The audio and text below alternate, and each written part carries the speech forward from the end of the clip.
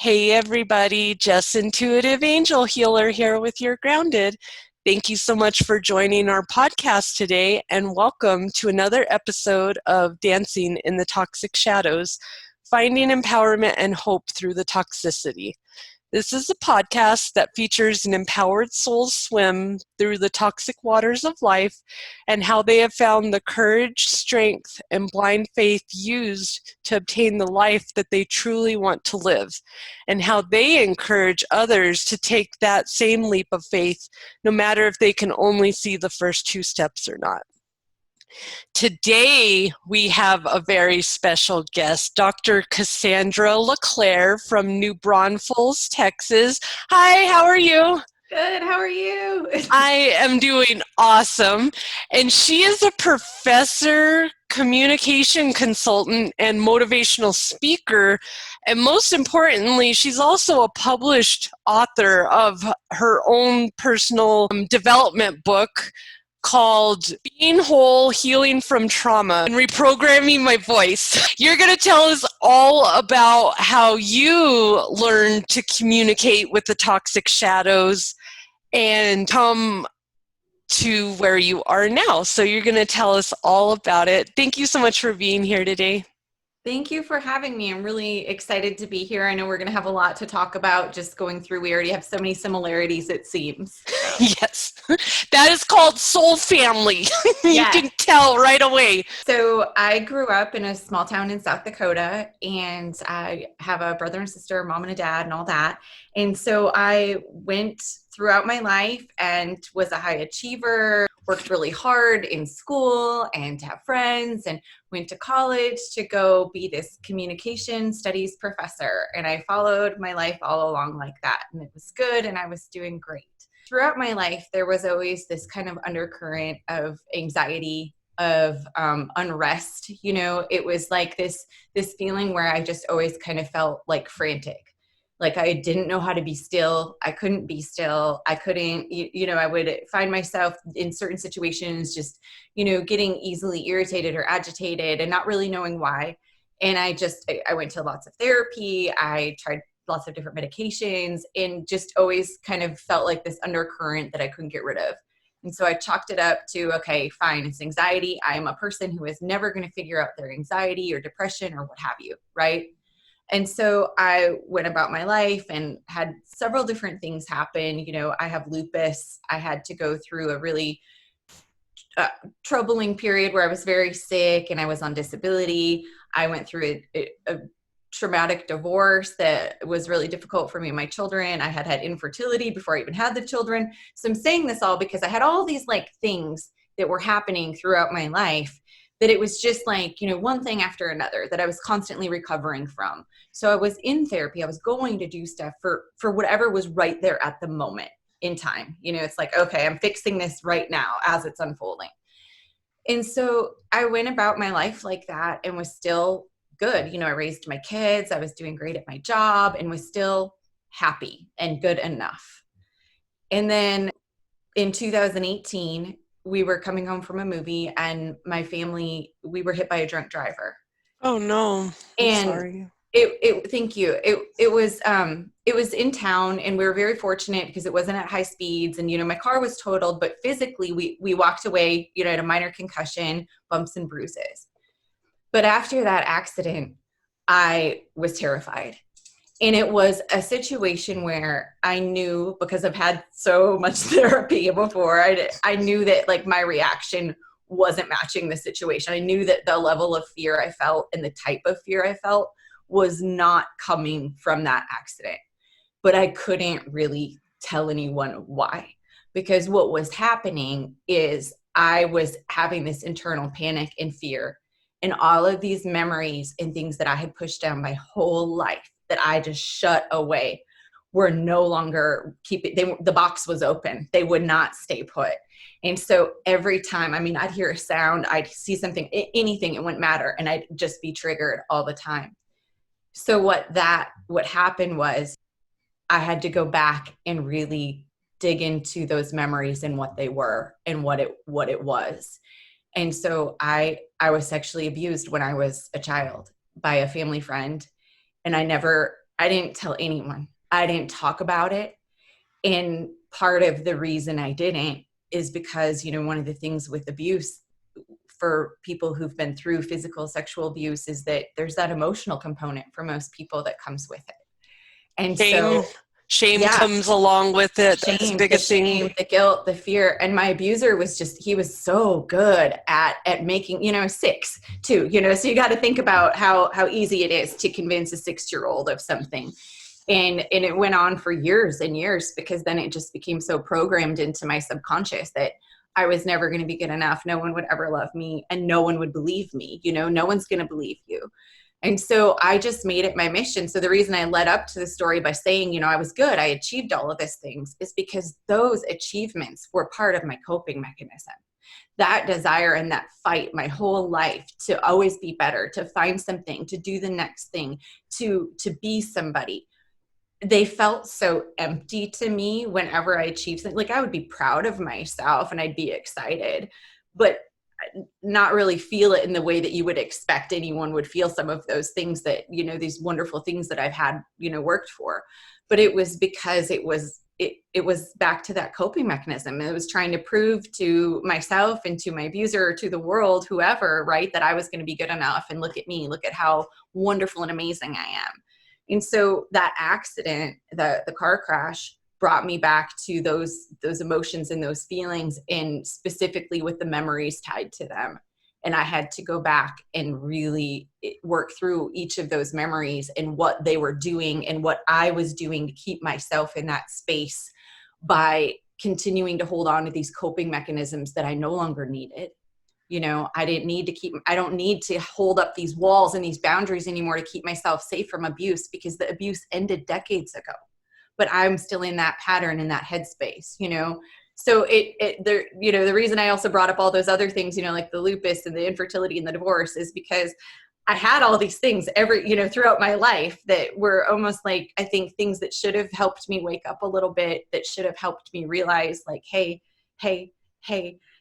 and I wasn't ready. It wasn't time. So the car accident was the thing that made me break, that was like, yep, this is it. You're doing this. And so that was only 2 years ago. It's crazy to hear you talk, because it's like hearing my parallel universe self talk. And I like to be an open book with my clients, and because anything that, if I'm not an open book, then I feel like I'm holding back guilt and shame in myself, and then that's not helping you heal, because I feel if you're not authentic, people aren't going to heal just because I have all the tools and can give them to you. If I can't put my authenticity behind that, you're probably not going to get the same effect from it as if I really put it. But a lot of the stuff that I have went through is shameful. I have a pituitary tumor, and that means I don't have enough estrogen. And I got diagnosed with this when I was 16, so I was going to have to do the infertility. And my angels, literally, I woke up pregnant at age 26. I had a baby at 16, and I lost it. I had a stillborn, and I had to bury her, actually. If you have a baby that is 1 pound or more, you have to bury it. So I spent 15 years in my brain. I couldn't even, when I went to medical assisting school, I remember leaving my class because I got so triggered. We were doing women's health. Like, we were talking about the ovaries and simple reproductive stuff, and I lost my cookies and I had to leave in the middle of class. I said, I don't want to know anything about the I don't want to know about anything about the women, nothing, because I can't use those parts and I can't have a kid. And I got so triggered by it. And I remember this. A couple weeks later, I ended up, literally, I took like 10 tests because I didn't believe it. I didn't believe it until I made them give me an ultrasound, which is unheard of, to make sure there was really a heartbeat in there, because I was so traumatized by all this. But I love that you can share. You're just so, I can feel your emotion behind this, and I love that we're able to talk about it, because abusers only get their power, and we're noticing that as a society, That's why, if you're wondering, why are all these people popping up, all these Bill Cosbys and Charlie Sheens, and why are all these people popping up? Because they're narcissists and they were really good at grooming their prey, their victim. So unfortunately, that's what the angels do, is they step into our world. I tell people, I am the keeper of the world's secrets. I know a lot of things that I did not ask to be told, and people tell me, and I know a lot of things, and I've always been told to be quiet. I've been threatened with my life if I told simple things or even mentioned a person's name. Like, it's been that critical that and this caused me, I thought that since I was so young when it started happening, 14 or whatever, by that time, by an adult, I thought I was just really good and honest and loyal because you could talk to me, you could trust me. But in fact, I'm just being conditioned and groomed to hold all these secrets for all this stuff that people shouldn't have been doing in the first place. Go ahead and tell us a little bit more about your story. How did you get the courage to step up to that? Because what people don't understand is you don't just wake up being a motivational speaker and get this cool job of going and talking to people. It's because we've learned a craft of telling our own story and connecting with you to help you understand your story is similar to ours. Mm-hmm. Well, and I think that's where, I had no idea that this is where I was going to be. I'm a communication studies professor, so I've always taught other people to use their voices and communicate in their relationships. Like, that's a main focus for me, to share their stories and to really hone that. But I wasn't doing it for myself fully, and so until that crash, I kept saying that I was healing things, but I was never healing the right piece. I was never going back to those root issues. And so it was impacting everything else. And so when I really, decided to, okay, I need to confront this, because I was terrified all the time. I was walking around triggered. And so I had to really, like I say, actually go back and confront what had happened. I had to say it out loud. I had to tell people. But before I could even get there, the time's almost getting fuzzy to me now, with the whole pandemic time is weird. But I think it was almost a year where I basically just shut down. I still had to go to work, still had to raise my kids. I still had to do all of the things we have to do, But in terms of, I shut down my social media. I really kind of cut friends off. I mean, I would still talk to them here and there, but I stopped going to do things with them. And every spare moment I had was focused on healing, whatever form that looked like. Sometimes it meant I had to get up super early. Sometimes it meant if I stayed late, or I shut myself in my bathroom or whatever it looked like, because I was so desperate, because the level that I was feeling, like the level of heightenedness, the level of fear I was feeling, I couldn't live with anymore. I mean, I really was like, I cannot go forward. I cannot do anything. And so it was something that was eye-opening to me. So I journaled throughout my whole experience. Even when I'd be in the middle of some panic attacks, I would talk through, I'd grab my phone, talk myself through it and audio it, because I wanted to remember what that felt like. I wanted to know what I was experiencing, right? And so I did all that for almost a year, not quite a year. And I went back and I read all my journals. And since I'm a professor, I've done a lot of research and everything. So I'm reading my journals and I started kind of coding them, because I noticed patterns. And I was like, oh, this comes up a lot. Oh, I've said this before. And so I read them all and started highlighting them and coding them, like the, good little academic I am. And when I got done doing that, I was like, oh God, I know what this is. And I could see, I can't even say it without getting emotional.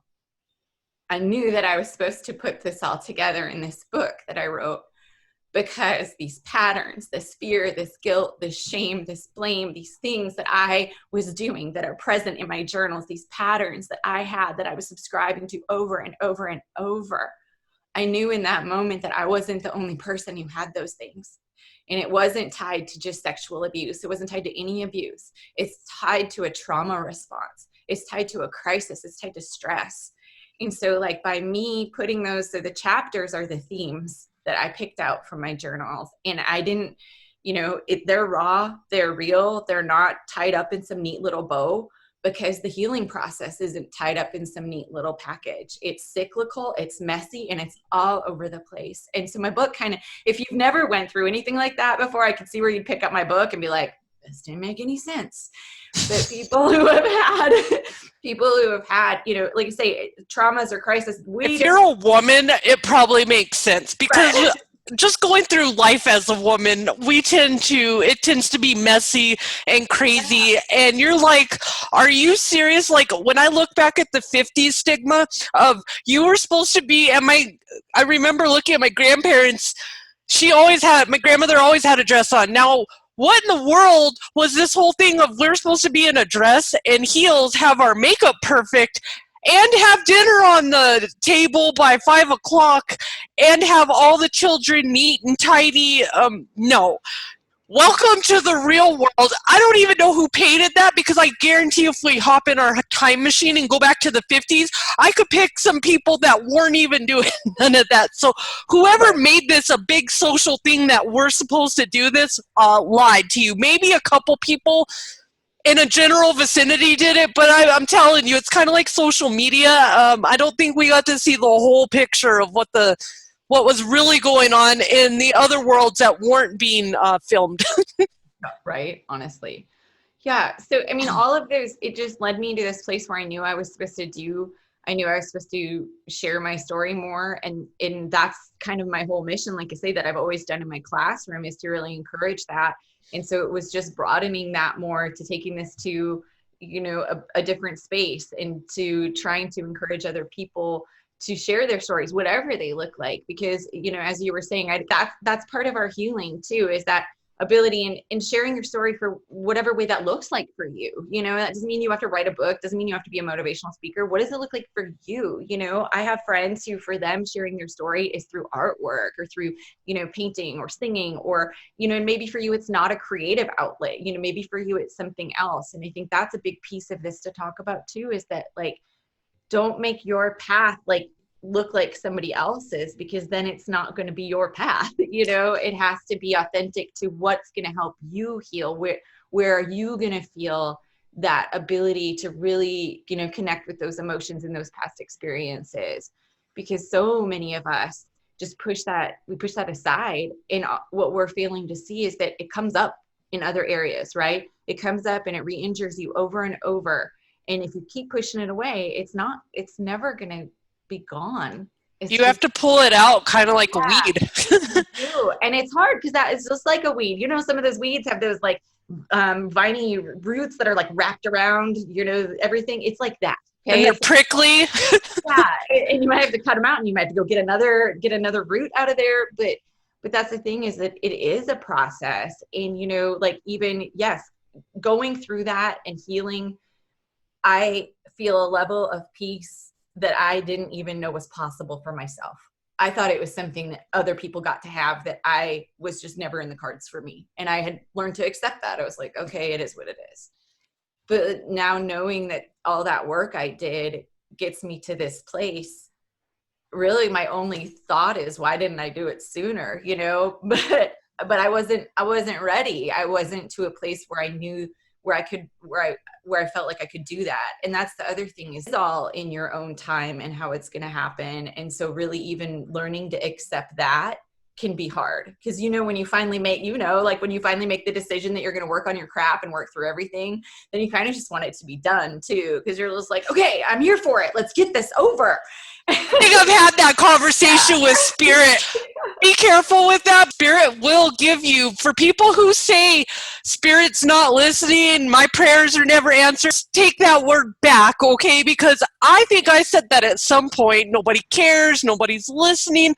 And 2017 is when I started my spiritual awakening, and I call it an awakening because we're really asleep, and then just all of a sudden it's like, ping, what the world am I doing? How did I get here? And you're just like, nah, we're not going to do this no more. And then just all of a sudden you start working on it. But I have so much crap that I thought that I was just told to get over it, push it away, pretend it doesn't exist. And yeah, that doesn't happen, by the way, so stop giving that advice. But I took this advice, and now I'm 39. In 2018, I would say I went through an angel boot camp, and literally because Spirit has bigger plans for me than to just be abused and be a victim my whole life. So literally, Pandora's box blew open on me, and I remember sitting at my house and I was moving out, and I had this bag that I've carried all my memories, my pictures, my everything with me. And when I opened this bag, this had every memory down to a picture of my dad in his casket.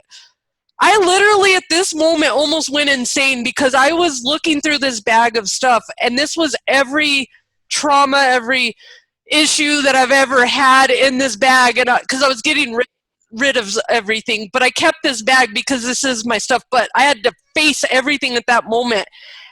And I know why we run away, because that was the scariest moment. I had to take I had to take a couple breathers after that. I was like, I can't do all of my mistakes and all of my trauma at one time. But after I purged it, because the first thing is awareness. Most of us aren't aware that there's even a problem. So how do you get to acceptance if you never are aware that there's a problem? So that's the biggest thing is that I push is don't worry about healing. Worry about taking 5 seconds to just evaluate your environment. Take some time and say, I don't like that. What do I make a list of things that don't feel good? And if it's even words like somebody telling you to shut up, my worst thing, I hate it when people say the word shut up because that just has such a terrible connotation to it. Or telling you to shush, be quiet. That's another one a lot of people say, or you're not good enough. Whatever it is, purge it out of your mind, and you'll notice I really didn't enjoy it, but I can tell that that's what I needed. I just needed to sit. I had been pondering, I'm a Pisces. I've been pondering my life since I was born, probably. I've been trying to figure out the secret of life. And so it's funny that I'm here, and I'm not 60, I'm 39, because that's what happens when you've been pondering life since you were born. Like, this ain't right. I knew when I was a little kid that all the ignorance and the hate and just the loudness, there's something wrong about that. And why? So when you start understanding that that's not right, even though generations have done it, and that's another thing, healing's all about, see, you don't even just got your own stuff to heal. Now you got to go into your family stuff and heal it. So that's why I say healing is a journey. It's your life's journey, and you can actually incorporate it. It doesn't have to be like we have to go on a diet and hurry up and heal ourselves, because that's how people look at healing yourself. But if you could actually just sit and incorporate every day, what do I want to change to make better about myself? Well, I want to stop picking on myself and telling myself I'm not good enough. Work on that. And then once you get that healed, then work on other stuff. And that's how you start the healing process, as you know. But that's the biggest thing that a lot of people don't take it all on at once. You will have a mental breakdown. You are not ready. And that's why your whole life you ran away from it, because you're not ready. But now, when you're ready, you'll know, because you'll just literally say, you know what? I don't care what happens. I'm not going to do this no more. I was threatened many times to leave my marriage. And at some point, I got to the point of, I don't care what happens to me, because I am not going to be a prisoner of this lifestyle anymore. So I want to jump into your book. Do you happen to have it with you? I do. It's right here. Do you have a certain passage or something you would like to share with us about your book? I didn't, but I just opened up to a page. There you go. I want to do that, if that's okay. Like, I didn't have one planned, but I'm going to go with what I opened up to, which is a chapter called Silencing Myself. So I'm just going to read. Yeah, I'm going to read the first 3 things here. It says, so it's called Silencing Myself. If I would have said something, I could have altered the outcome. It is a terrible feeling to know the course of your life was so altered so deeply because you did not use your own voice. It brings shame, deep shame, along with regret. I did not speak up. I allowed myself to break into pieces, and I completely walled off the abuse like it never happened. Yet it happened over and over. I never spoke up about what he did to me. I did not do enough then, so I never felt like I was doing enough in the present. How long will I keep trying to fill that space? I like that. I like your book. It's That's what we're talking about. I was just spinning out, trying to fill that space with other, and think about it, sometimes it's destructive things like we all do, you fill it with, other addictions or things like that. Or sometimes it's positive things like, you want to give all your time and energy to others because you don't want to reflect. So yeah. It's a balancing act for sure. So that was a big thing for me. Or what did you use as a source of motivation to keep you going on this journey? And do you have any recommendations for the rest of our listeners? This was something where there were so many things I wanted to do, and I ran into financial difficulties, like most people, of trying all of these cool modalities that I really wanted to go to. And so there were several different things that helped me a lot that I like to recommend because I think they're really accessible for me. And that is, for me, the number one thing that I still do every day, even when I don't want to, is journal. And I know that sounds like, I know people instantly are like, I don't want to journal, or journaling's stupid, or I don't want to write stuff down, or I don't know what to say. And so like, that's the first problem, is like, you have a bad attitude. So get rid of that. You don't want to do it and you're finding an excuse Right. why. So like for me, so I tell people, like, so for me, journaling, literally, I use that term so loosely. A lot of times what it meant was picking up my phone and like saying audio notes into my phone, right? Or when I would feel triggered, like back to that awareness, my hugest thing I can tell anyone is start there. Like you're saying, start with your awareness. So when I go somewhere, or even if I'm at home and I feel like any sort of normal anxiety symptoms, or I feel like a heightened emotion or something like that, I stop in that moment and I'm like, okay, where is this coming from? Because so often it is not coming from the place you think it is. It is not coming from that moment. It is rooted back into something else. And so like, I really do stop and think in that moment. So I guess these aren't really products. They're more like tools or things that I did. Hey, that's something to, that's a big thing. It's so hard. I think there are so many obstacles when people do want to try to heal, or get mental health help, or whatever that looks like. It's difficult for people, especially, when I don't want finances to be a reason why somebody would not, get the help that they want. And sometimes when we look around, you see all these wonderful classes, you see all these things that you may want to try, but then that might be the reason you don't. And so like, all of those things are wonderful. But then if you're interested in like classes, like I would Google stuff. I would literally Google like trauma healing workbook, and then look at some of the prompts, or I'd look at journal questions and things like that. Because for me, it really was reminding myself what the purpose was and why I was doing it. And for me, that was continually going back to the root issues. And so I had to do some of that, to draw me back to that. So in terms of like reading other people's work and stuff like that, I love other books and I love reading it. But when I was really deep into my healing, the thing I had to stop doing was reading other people's stuff. Because what I was doing otherwise is I would read, like I love Brene Brown. I don't know if you know who she is. Love her. For vulnerability and courage. I love her, right? But reading Brene Brown's book wasn't helping me through my own shit. It was helping me feel like, no, that's no disrespect to her. Like it was. No, I understand it. It was making me feel solidarity. It was making me feel good. It was making me feel seen and making me feel heard. But then I needed to take it to the next step. And I wasn't taking what she was saying and then applying it. And so I needed to shut all that down so that I was just applying it for myself. And that's the biggest problem with self-care. And I created my business, You're Grounded, in 2018 with this whole everything that you said in mind, because no matter how big and bright I get out there, I will always remain the same when it comes to accessibility. And if someone needed my program, I would never just be like, I'm sorry, you're not financially stable enough to have my program, goodbye. But people do that all the time. I try to hone it in and try to make it accessible. And I think that's how I created my healing program is more like I teach people to go listen to binaural beats on YouTube, because there's millions of them. You'll always find something that you like. Go listen to Motivational Talks, Tony Robbins. He's a fantabulous motivational speaker. I listen to meditations, stuff like that. But all this stuff there's a million things of self-care. Self-care really hit America in the 90s. I think that's when it really started popping up. But unfortunately, there's all these good self-care people out there, but nobody's really teaching you how to use these tools.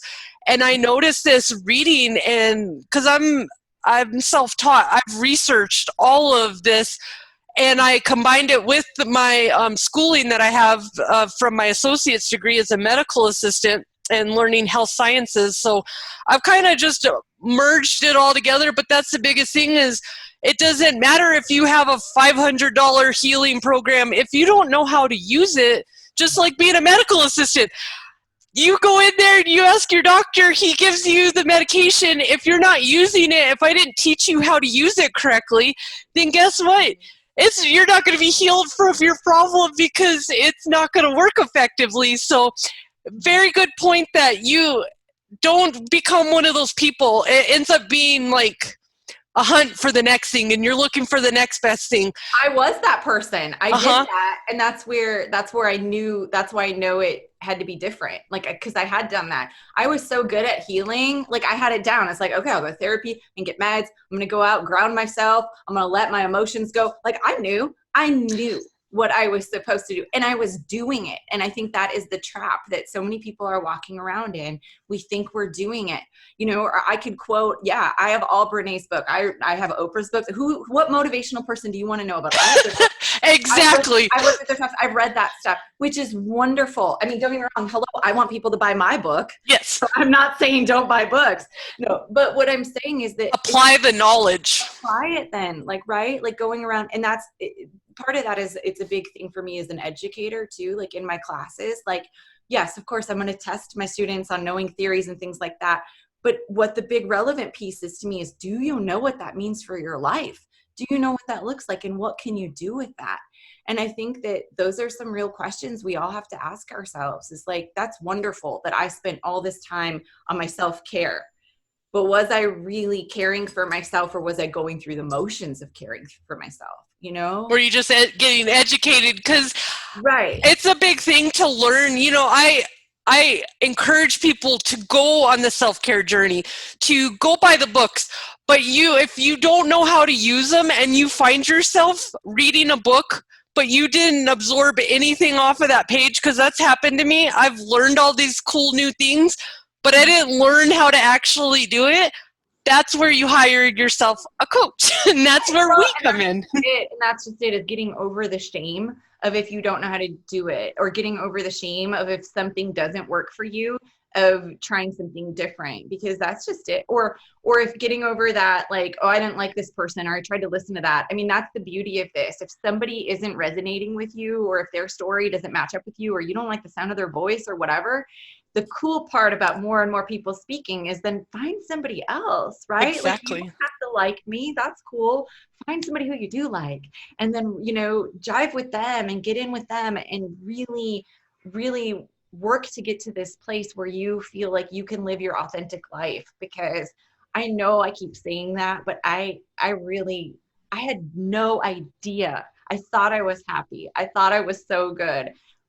I had no idea how much better it could be, just by really digging in and working through some of the stuff that I was holding on to.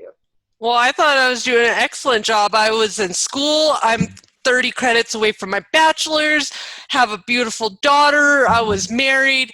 And then when the top finally blew off of that, and reality finally sank in that this wasn't supposed to be my life, and, because my marriage was toxic, but it wasn't like I was living in poverty or anything. That was the problem. I was living a lifestyle that I had no business living, because my mentality, if I want to make money, I have no problem making money. I am a genuine, natural-born salesperson. But the problem is if that doesn't pique my interest of supporting your lifestyle, guess whose enthusiasm goes down, and guess who doesn't want to pay the bills no more? This one.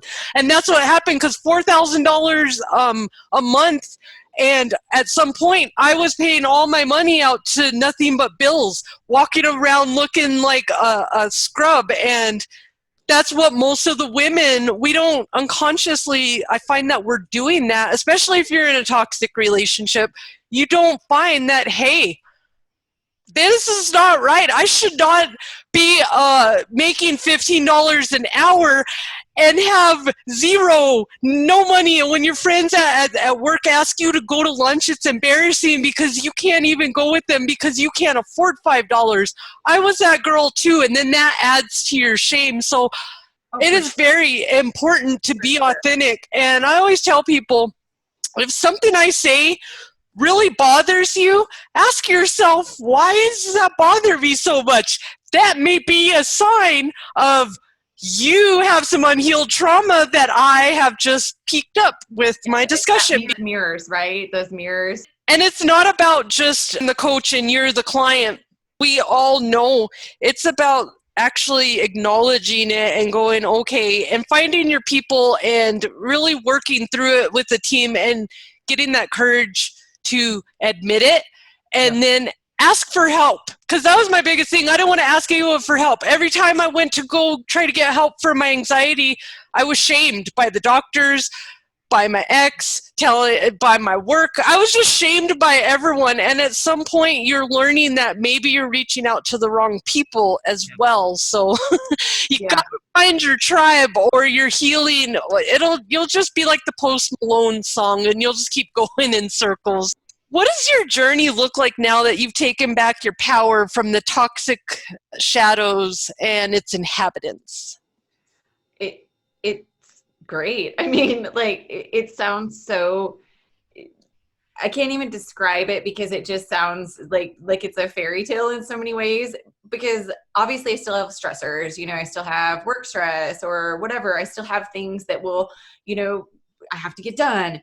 But that undercurrent that I talked about earlier, just that constant undercurrent of anxiety, that constant undercurrent of energy, it's gone. And like, people who have known me for a long time, or even if they haven't seen me in a while, that's one of the first things they'll say. They're like, you're just different. And it's not, I'm not living my life really any differently than I did before, but I'm different. And so then it's changed everything, the way I speak, the way I talk, but not even that, just my energy, just being around me. Because I think that releasing so much of that toxicity and letting it go has allowed me to reconnect with, I've always been this person, and the people who love me the most have seen that more than others, right? But now people get to see who I am all the time. And that's really, really, see, I'm getting all emotional again. And that's really cool, because I have hid that person for so long. And especially because I am a very emotional person and I am an open person, I have hid myself to make other people more comfortable. And I will never do that again. I will never hide who I am because of the shame or the fear or the guilt, or because I'm trying to make you feel better about yourself, because then that's just damaging to me. And I didn't realize that. Because, being this people pleaser and everything like that too, I walked around in this world for other people. And I don't mean this selfishly. I mean, obviously you should be for other people, but first you got to be a little bit for yourself and really make sure that you are, am I able to give anything to anybody else? What does it look like for me first? But it's very true is that you're not selfish if you put yourself first. And that is the biggest thing that I've had to learn in this journey. And I really, whatever I did in my past life, because I believe in past lives and I believe that all of this stuff was created by me. That's where the acceptance came in, is that, hey, you caused all this to begin with. The reason why you're here on this lifetime going through these struggles is because you've literally ran not just one lifetime, millions and millions of past lifetimes. I've had chances after chances after chances. And I'm pretty stubborn, and it's okay. My angels love me anyways.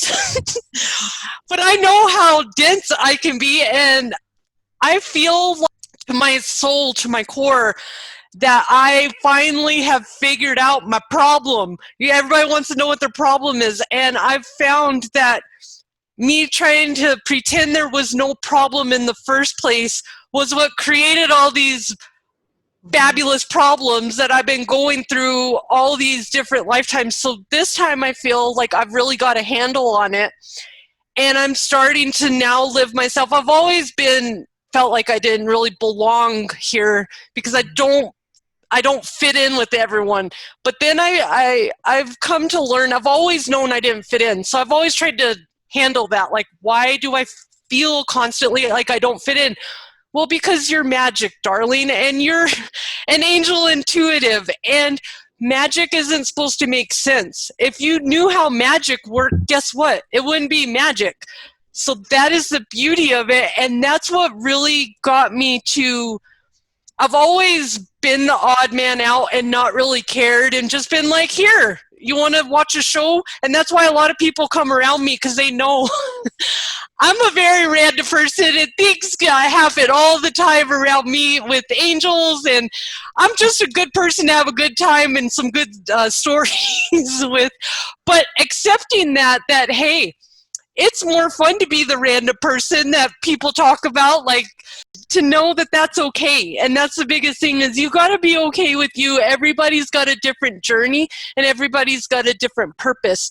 And there's even elementals, which is the fairy land, and elementals are more like the little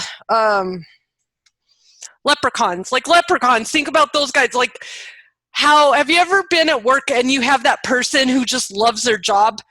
And it's the crappiest job in the world, but they love being there and they love working.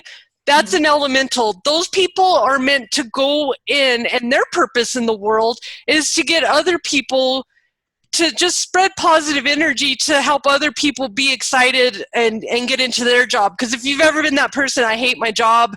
This is why is Bill over there all happy whistling while he works? That's because he's an elemental and that's his job. So see, you wouldn't think that that would be a job, but that's an important job, because you now are responsible and helpful for all the employee morale around you. So everybody's got a different purpose, and if we stop trying to put all of our personalities into boxes, trying to think we're supposed to either be in this color or that color, it doesn't work that way. Life is full of so many different colors. It's not just black or white, and it doesn't have to be black, white, or gray. That's what we tend to think. It only has to be that. No, it's so much more expanded when you start taking the walk of spirituality. So we're going to go ahead and wrap this up. But what guidance would you give fellow beautiful souls out there that are doing a similar toxic dance? I would just routinely give yourself grace and remind yourself that you are deserving of that grace. Because one of the things that I think, even when I was going through my healing, and even now, sometimes I'll slip back into it. You know, you get to a certain point and you think you should just be able to manage things or handle everything. And some days I won't. You know, some days something will trigger me, or I'll get upset, or I'll snap. And so really remembering throughout my whole journey to give, you know, I extend grace to other people all the time, but I wasn't so good at giving it back to myself. So rather than beating myself up, saying, okay, Cassandra, it's, you know, what about that moment was upsetting to you, and how are we going to do that in the next moment? How is every moment from here on out? What is this moment teaching me? And just reminding myself that I'm a work in progress too, you know, and continually giving myself space to mess up. Because messing up doesn't mean, you know, that I'm a terrible person. It doesn't mean I'm not, you know, can't go forward and continue and grow and all of these things. That's all part of the process. And reminding myself that the process is messy. You know, I just, like I say, I keep going back to that, because I think it's really easy to look at people who, you know, oh, look, she looks all great and everything like that, and now she's got it all figured out. And one of the things that you said at the very beginning that really resonated with me was admitting I don't have it all figured out. And I think it is very damaging when people present themselves as like healers or helpers, without also admitting and acknowledging things like you said, like, no, there's still going to be hardships. There's still things I have to work through, or here's what I've went through as well. because it's all this progress. So yes, what would I say? Give yourself grace and allow yourself to go through the process, that however that looks like for you, for yourself and your life. Exactly. And I really bring that up because I have so many different experiences, not just going on my healing journey to heal all my, stuff, but I created my own business and in 2018, and you think, hey, that's the easiest thing in the world. You see it done all the time. And then when I did it, I got a catch-22 that my whole family decided to stop talking to me because of whatever was said to them that was made up.